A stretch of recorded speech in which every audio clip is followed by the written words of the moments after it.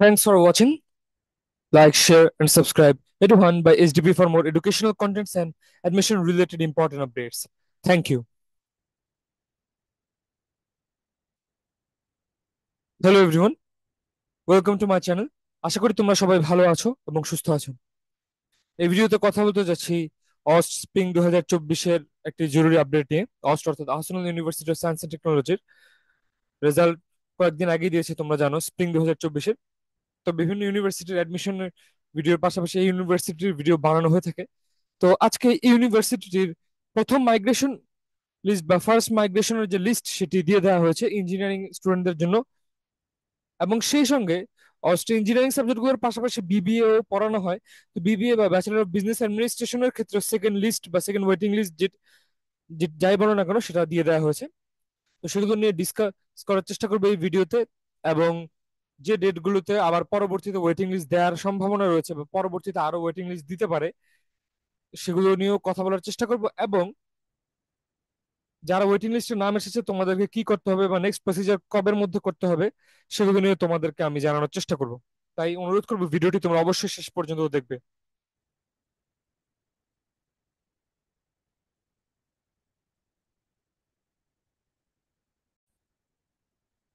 স্ক্রিনে তোমরা যদি দেখো তোমরা দেখতে পাচ্ছ যে অস্টের অ্যাডমিশনের ওয়েবসাইটে আমরা চলে গিয়েছি, যেখানে অলরেডি আন্ডার গ্রাজুয়েটের জন্য ইঞ্জিনিয়ারিং প্রোগ্রামিং এর স্লটে লেখা আছে যে first call for migration from general quota engineering programs. এছাড়া first call for migration from remote area quota এগুলোর জন্য দিয়ে দেওয়া আছে।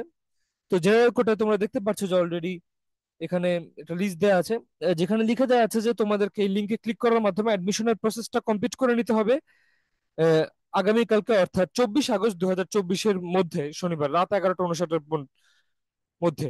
তারপরে যদি তোমরা চেষ্টা করো তাহলে কিন্তু হয়তোবা তোমরা পারবে না এবং তোমাদের মাইগ্রেশন করতে একটা সমস্যা হতে পারে। এবং তোমরা এখানে এই লিঙ্কগুলোতে ক্লিক করে তোমরা অবশ্যই তোমাদের মাইগ্রেশনটি কমপ্লিট করে নেবে যারা মাইগ্রেশন করতে আগ্রহী।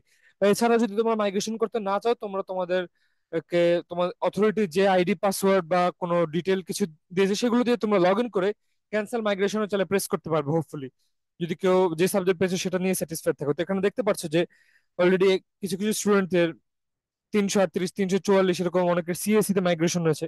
তাদের হয়তো বা ফার্স্ট চয়েস, তাদের হয়তো বা ফার্স্ট চয়েস সিএসসি ছিল। আবার অনেকের ট্রিপলি ফার্স্ট চয়েস, তো তাদের হয়তো বা মাইগ্রেশন হবে অন্য কিছুতে যদি সিএসসি তে যদি তারা ফার্স্ট চয়েস দিয়ে থাকে। আর যদি না দিয়ে থাকে ফার্স্ট চয়েস তাহলে ওটাই থেকে যাবে। যেমন দেখো অনেকে আবার ফার্স্ট মাইগ্রেশনে ট্রিপলি পেয়েছে, অনেকে আবার আরেকজন সিএসসি পেয়েছে। ট্রিপলি, সিএসসি, মেকানিক্যাল, সিভিল এভাবে করে প্রত্যেকটি সাবজেক্টের মাইগ্রেশন হয়েছে। সচরাচর যে আগের র্যাঙ্কটি ছিল সেখানে সেখানে 799 পর্যন্ত টোটাল র্যাঙ্কিং দেওয়া হয়েছিল। তো এখানে আপাতত দেখা যাচ্ছে যে 728 পর্যন্ত দেয়া, অর্থাৎ মূলত এই স্টুডেন্ট গুলোর মাইগ্রেশন হয়েছে। মাইগ্রেশন হয়েছে অর্থাৎ এটা দিয়ে বোঝা যাচ্ছে যে শুরুর দিকে বেশ কিছু স্টুডেন্ট সিট ছেড়ে দিয়েছে এদের কোনো অন্য পাবলিক ইউনিভার্সিটির জন্য, বা অন্য হতে পারে তারা অন্য কোনো ইনটেকে বা ট্রাই করবে কোনো স্পেসিফিক সাবজেক্টের জন্য। অনেকের হতে পারে যে ট্রিপলি নিয়েই পড়তে চায় বা সিএসসি নিয়েই পড়তে চায়, এর বাদে অনেকে আছে পড়তে চায় না, তখন তারা হয়তো অন্য ইউনিভার্সিটিতেও শিফট হয়ে যেতে পারে। তো এখানে দেখো কারো যদি প্রশ্ন থেকে থাকে যে নেক্সট কল বা নেক্সট ওয়েটিং লিস্ট কবে দেওয়া হবে, আমি তোমাদেরকে বলতে চাই যে পরশুদিন 25 আগস্ট 2024 এই নেক্সট ওয়েটিং লিস্টটি দিয়ে দেওয়া হবে। অর্থাৎ এই লিস্টে যারা রয়েছে তোমরা তোমাদের ভর্তি কার্যক্রম কমপ্লিট করার পর আহ, বাকি যারা রয়েছে যাদের নাম ওয়েটিং লিস্ট আসবে তারা তখন আবার একটা ভর্তি কার্যক্রম কমপ্লিট করার সুযোগ পাবে। এবার তোমরা স্ক্রিনে দেখো, দেখতে পাচ্ছ যে রিমোট এরিয়া কোটার জন্য দুজনকে নাম সিলেক্ট করা হয়েছে। একজনের একজনকে দেখা যাচ্ছে যে সিভিল ইঞ্জিনিয়ারিং এ দেওয়া হচ্ছে, আর একজনকে আইপি অর্থাৎ ইন্ডাস্ট্রিয়ালাইজেশন এন্ড প্রোডাকশন ইঞ্জিনিয়ারিং এ দেওয়া হয়েছে। তো তোমাদেরকে অনুরোধ করবো তোমরা অবশ্যই আগামীকাল 24 আগস্ট 2024-এর মধ্যে তোমরা তোমাদের মাইগ্রেশনের প্রসেসটা অবশ্যই কমপ্লিট করে ফেলবে। এছাড়া বিবি এর ক্ষেত্রে দেখতে পাচ্ছ যে সেকেন্ড একটা লিস্ট দেওয়া আছে বা তালিকা দেওয়া আছে।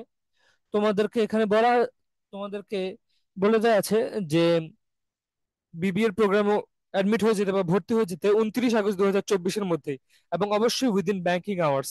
The details of the admission procedure R available on the website. এখান থেকে ক্লিক করে তোমরা অ্যাডমিশনের যে পেমেন্টের প্রসিজার তোমরা দেখতে পারবে, অথবা কোন কোন ওয়ান ব্যাংকের কোন কোন ব্রাঞ্চে তোমরা পেমেন্ট করতে পারবে এগুলো সব ডিটেলে জানতে পারবে। আর এছাড়া আরো যদি তোমাদের কোনো তথ্য জানা থাকে এখানে একটা স্ক্রিনে নাম্বার দেওয়া আছে, তোমরা এই নাম্বারে অবশ্যই ফোন করতে পারবে।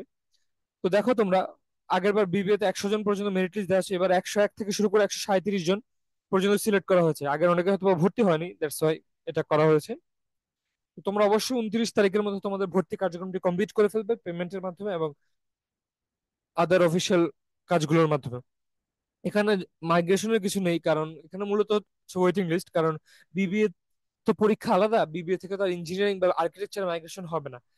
তো মূলত সিট খালি থাকার প্রেক্ষিতে বিবিএ তেই যাদেরকে সিট দেওয়া হচ্ছে তাদের লিস্ট গুলো দেয়া।